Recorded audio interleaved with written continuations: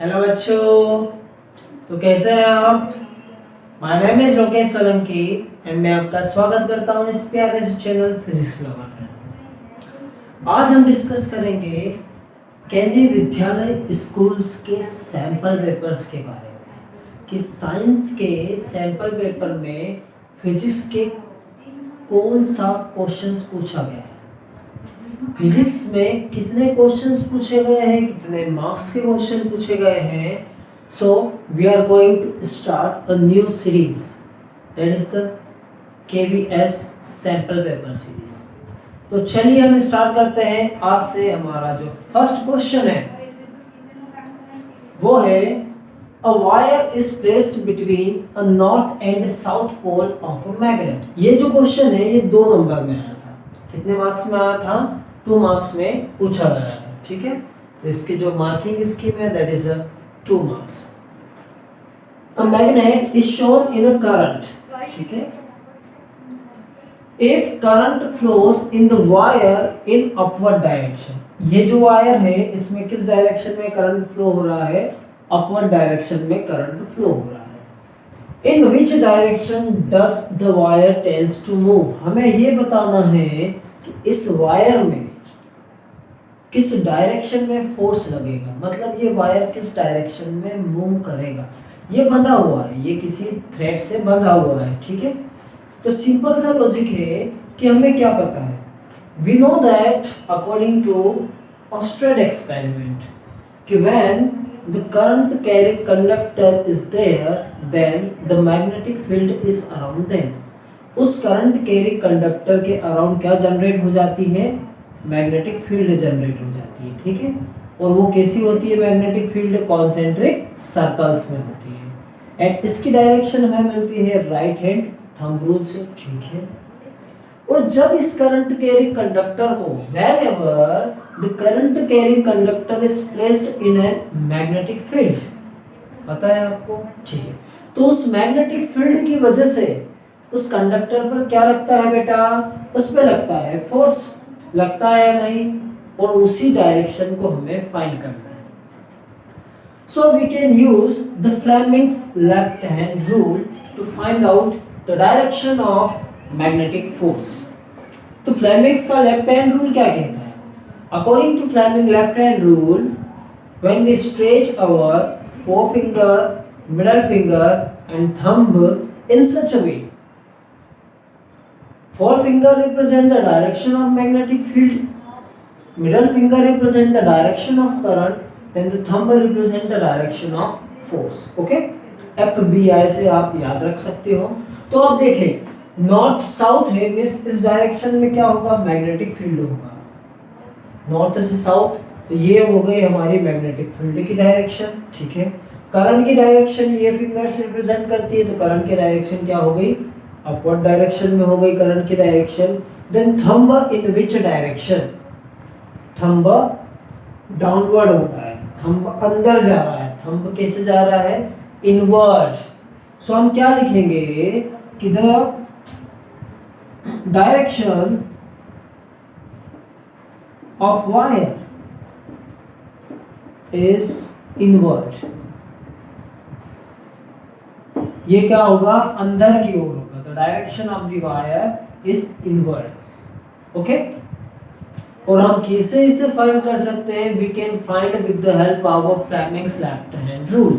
तो आप यहाँ पर लिख भी सकते हो कि when this current carrying conductor wire is placed in a uniform magnetic field it experiences a force and whose direction is in the direction inward, और इसकी डायरेक्शन क्या होगी? इनवर्ड डायरेक्शन में होगी। ठीक है, चलिए अब हम करते हैं दूसरा क्वेश्चन जो कि 3 मार्क्स के लिए पूछा गया।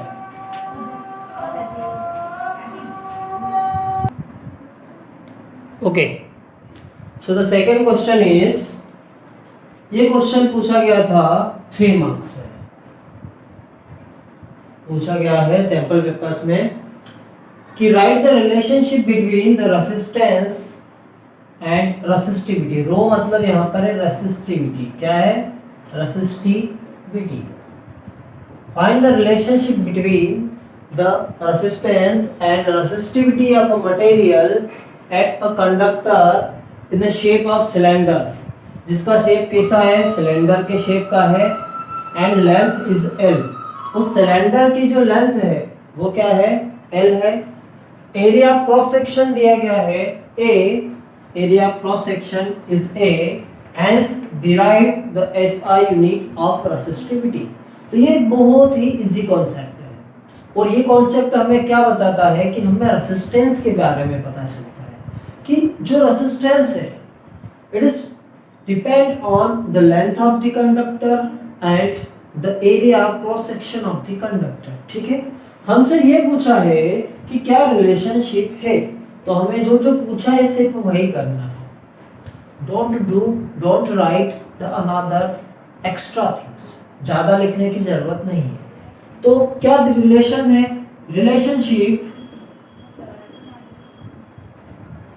Between R and rho is, क्या होता है, R जो होता है it is rho L by A। ठीक है, ये फॉर्मूला हो गया। हमें रेसिस्टिविटी का फॉर्मूला बताना है, तो rho is equal to R A by L। ठीक है, ये हो गया फर्स्ट इक्वेशन, ये हमसे पूछा है क्वेश्चन में। So the resistivity is equal to the resistance of the conductor when the length of the conductor is 1 metre and the area of cross section is 1 metre square. ठीक है, ये relation होता है इनके बीच में। ठीक सर, ये हो गया। फिर पूछा है hence derive the SI unit of the rho, हमें रो की SI यूनिट बताना है। ठीक, तो बता देते हैं। R रेसिस्टेंस है, रेसिस्टेंस किसमें होता है, ओम में होता है।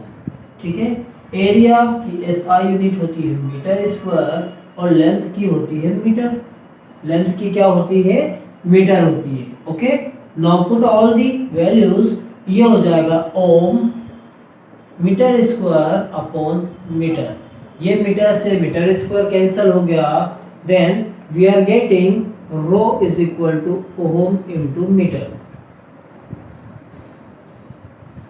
सो बेटा जो SI यूनिट होगी रेसिस्टेंस रेसिस्टिविटी की, वो क्या होगी, ओम मीटर में होगी। क्या होगी, ohm into metre, that is the SI unit of resistivity. अब इसी में सेकेंड क्वेश्चन हमसे पूछा है कि resistance of the material of the wire of length 5 metre, क्या क्या दिया है, पहले तो हमें वो लिखना है। ठीक है, दूसरा गिवन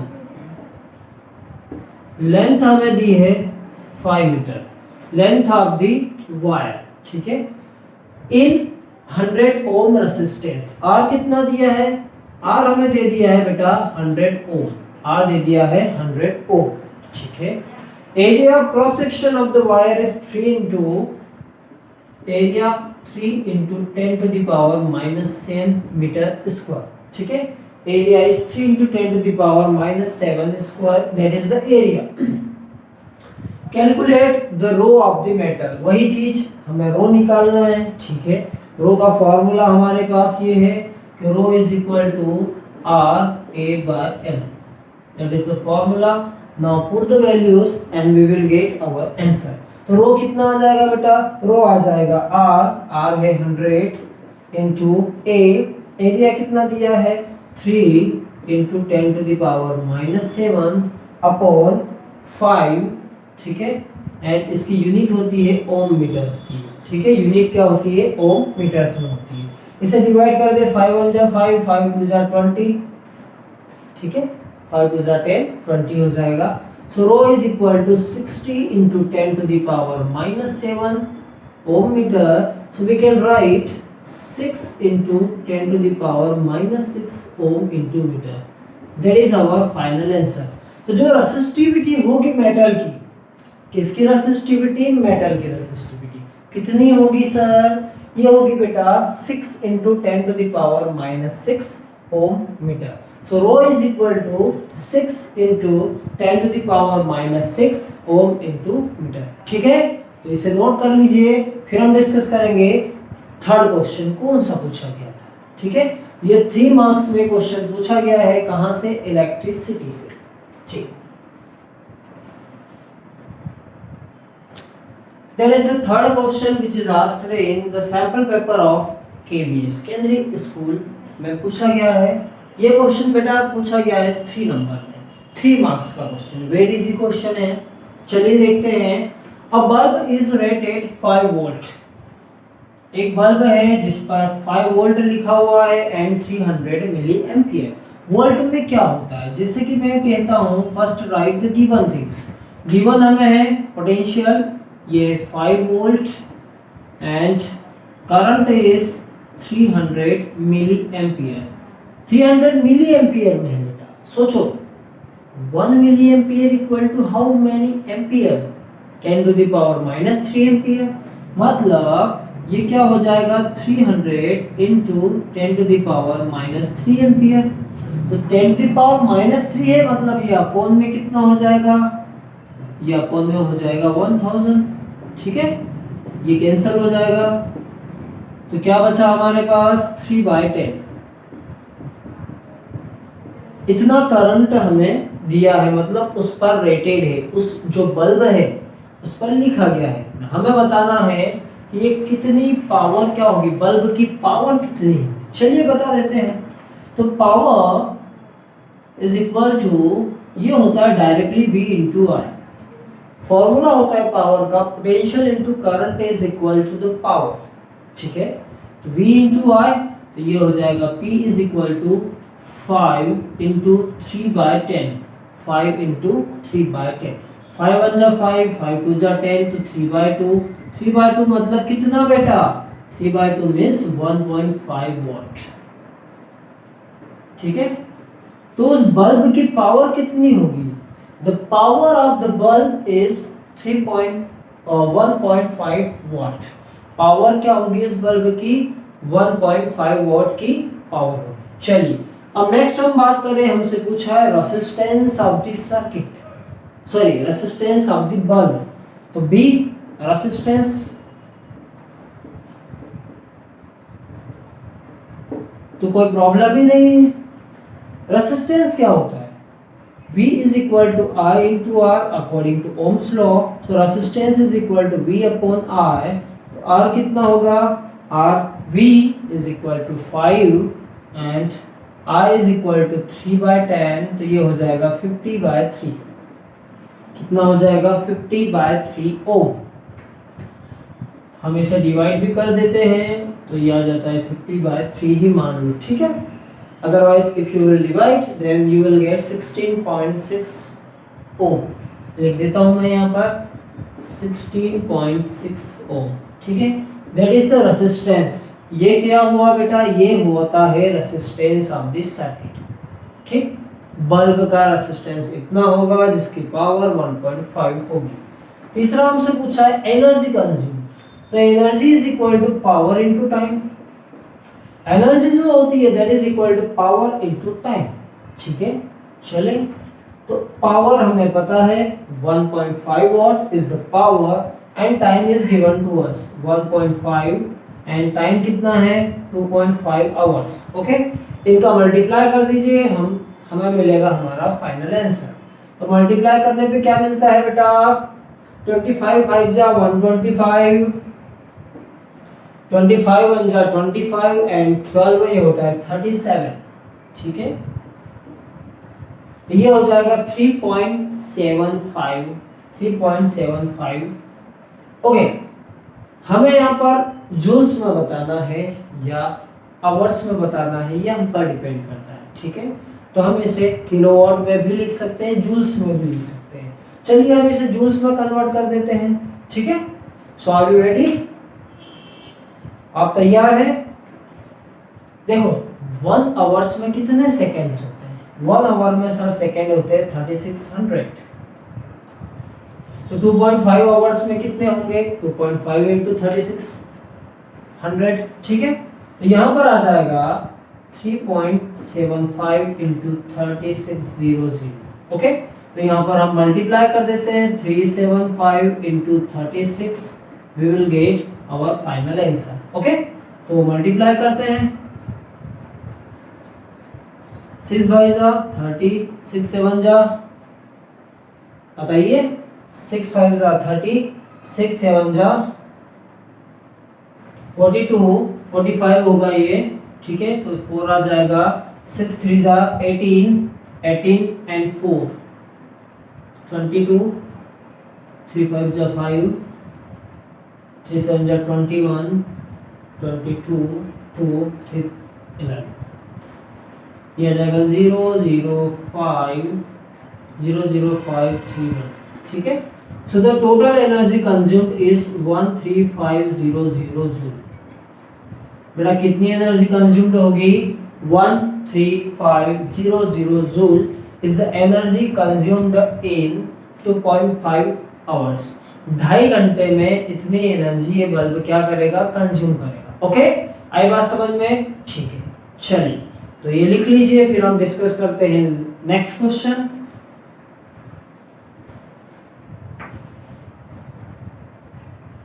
ये है क्वेश्चन नंबर 4 एंड ये पूछा गया है 5 मार्क्स में। ये कितने नंबर का क्वेश्चन पूछा गया है? 5 मार्क्स में पूछा गया है। तो listen carefully the question and give the answer of this statement, ठीक है। ये केस स्टडी बेस्ड क्वेश्चन पूछा गया है। तो क्या है क्वेश्चन में, चलिए देखा जाए। When the magnet is brought into the field of another magnet, जब एक मैग्नेट को किसी दूसरे मैग्नेट के संपर्क में दूसरे मैग्नेट के फील्ड में लाते हैं, it experiences the field interact with each pole। वो जो फील्ड है वो दूसरे मैग्नेट की फील्ड से क्या करती है? इंटरैक्ट होती है, वो इंटरेक्शन करती है। एंड दे, और ये जो पोल्स हैं नॉर्थ एंड साउथ पोल, ये क्या करते हैं? दे एक्सपीरियंस अ फोर्स, ये एक्सपीरियंस करते हैं, टाइप ऑफ फोर्स को एक्सपीरियंस करते हैं, ठीक है। इसके बाद क्वेश्चन में ये दिया गया है कि the field, the lines around the magnet where the magnetic force is experienced is called magnetic field. Question को ध्यान से सुनिए आप कि इस मैग्नेट के आसपास हमें जो लाइंस दिख रही है वो क्या रिप्रेजेंट करती है? मैग्नेटिक फील्ड की, मैग्नेटिक फील्ड को रिप्रेजेंट कर रही है। और इसमें यह दिया गया है कि the tangent drawn at any point, the tangent drawn, ये टेंजेंट है, ठीक है, at any point in the magnetic field lines gives the direction of magnetic field, कि the tangent drawn at any point gives the direction of magnetic field at that point। ये question में दिया गए information है, okay. Based on this information हमें कुछ questions के answer देना है। चलिए हम बताते हैं। Where is magnetism is minimum, हमें ये बताना है कि जो मैग्नेटिक फील्ड होगी वो मिनिमम कहाँ पर होगी। Where the magnetism is minimum, तो बेटा सीधी सी बात है कि जो मैग्नेटिक फील्ड होती है वो पोल्स पर सबसे ज्यादा होती है। मैग्नेटिक फील्ड स्ट्रेंथ पोल्स पर सबसे ज्यादा होती है, बट जो मिडल वाला एरिया होता है, जो मिडल वाला एरिया होता है, कहाँ से? मैग्नेट के मिड पॉइंट से जो एरिया होता है वहां पर मैग्नेटिक फील्ड क्या होती है? मिनिमम होती है। तो इसका आंसर होगा कि the middle at the midpoint of the magnet and upward direction, ये यहाँ पर, ठीक है। मिड पॉइंट के ऊपर का जो और नीचे का जो रीजन होगा, मिड पॉइंट के आसपास का जो रीजन होगा, where the magnetic field is minimum। तो पहले का आंसर क्या होगा कि the magnetism is minimum near the midpoint। Mid point के आसपास ये वाला रीजन क्या होगा? मिनिमम मैग्नेटिज्म को रिप्रेजेंट करेगा, ठीक है। सेकंड ये पूछा गया है, how can it be proved that a magnetic field exist around a current carrying metallic wire. हम इसे कैसे प्रूव करेंगे कि उस करंट कैरिंग कंडक्टर के आसपास क्या है? मैग्नेटिक फील्ड है, ठीक है। ये है करंट कैरिंग कंडक्टर, हमें ये बताना है कि इस वायर के आसपास मैग्नेटिक फील्ड कैसे है, ठीक है। जब इससे करंट फ्लो हो रहा है तो मैग्नेटिक फील्ड कहाँ से आ गई, हम इसे कैसे एक्सप्लेन करेंगे? तो हम सीधा सा एक लॉजिक लेंगे कि we can take a magnetic needle near the current carrying conductor. हम एक मैग्नेटिक नीडल लेंगे, एक मैग्नेटिक कंपास लेंगे, जिसे क्या करेंगे हम मैग्नेटिक नीडल या मैग्नेटिक कंपास को इस वायर के पास में ले जाएंगे। जब इसमें डिफ्लेक्शन होगा then we can say that कि the magnetic field is around a current carrying conductor. ये क्या है बेटा? ये है मैग्नेटिक नीडल, ठीक है। ये कंपास ले सकते हैं। आई बात समझ में? तो how can it be proved? We can take a magnetic needle near the current carrying conductor if this magnetic needle deflect, it shows the direction of magnetic field। ये क्या रिप्रेजेंट करेगी? मैग्नेटिक फील्ड की direction को show करेगी, represent करेगी, ठीक है। Next है कि what are the information, what are the uniform and non uniform magnetic field. तो यूनिफॉर्म का मतलब होता है when the magnetic field lines are equidistant to each other they represent uniform magnetic field, and when they are not equidistant they represent the non-uniform magnetic field। कि when magnetic field lines are equidistant to each other they represent uniform magnetic field, ठीक है। ये uniform को represent करेगी, मतलब ये वाली situation. हम डायग्राम भी बना सकते हैं, ओके। और नॉन यूनिफॉर्म मतलब जहां पर मैग्नेटिक फील्ड लाइंस क्या हो, इक्विडिस्टेंस नहीं हो, मैग्नेटिक फील्ड स्ट्रेंथ क्या हो रही है, चेंज हो रही है। Magnetic field strength is changing is shown. हम ये भी लिख सकते हैं कि magnetic field strength changes, it shows non-uniform magnetic field, ठीक है। ये किसको रिप्रेजेंट करती है? नॉन यूनिफॉर्म मैग्नेटिक फील्ड को रिप्रेजेंट करती है। यही बात समझ में? ये क्वेश्चन था। फोर्थ क्वेश्चन ये था कि मीना एक ऑब्जर्वेशन कर रही है। फोर्थ ये था कि Meena is taking a observation, okay, कि when it is taking a magnetic needle on the axis of current carrying conductor it shows deflection। Meena ने क्या किया? एक मैग्नेटिक नीडल लिया, उसको इस वायर के पास में रखा, तो वहां पर उसे डिफ्लेक्शन मिला। जब ये इस मैग्नेटिक नीडल को वायर के सेंटर से दूर ले जा रही है, जब ये मैग्नेटिक नीडल को कहां ले जा रही है? वायर के सेंटर से दूर ले जा रही है, उस कंडीशन में मैग्नेटिक फील्ड क्या हो रही है? डिक्रीज हो रही है। तो हमें ये बताना है कि ऐसा क्यों हो रहा है, व्हाई दिस इज हैपनिंग, ऐसा क्यों हो रहा है। तो इसे हम बताने के लिए क्या कर सकते हैं बेटा? इसका एक सीधा सा लॉजिक यूज कर सकते हैं कि the magnetic field is inversely proportional to, magnetic field is inversely proportional to distance from the center of the conductor।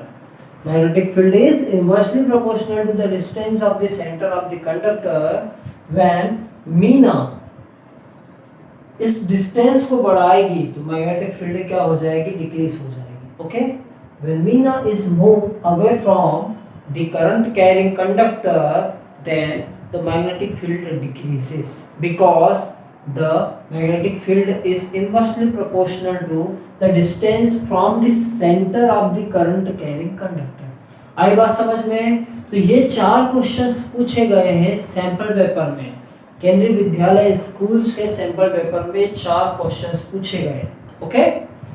सो आपको वीडियो कैसा लगा? अच्छा लगा है, ठीक है। तो इसे ज़्यादा से ज़्यादा शेयर करें and thank you, best of luck, keep work hard, stay motivated always, thank you।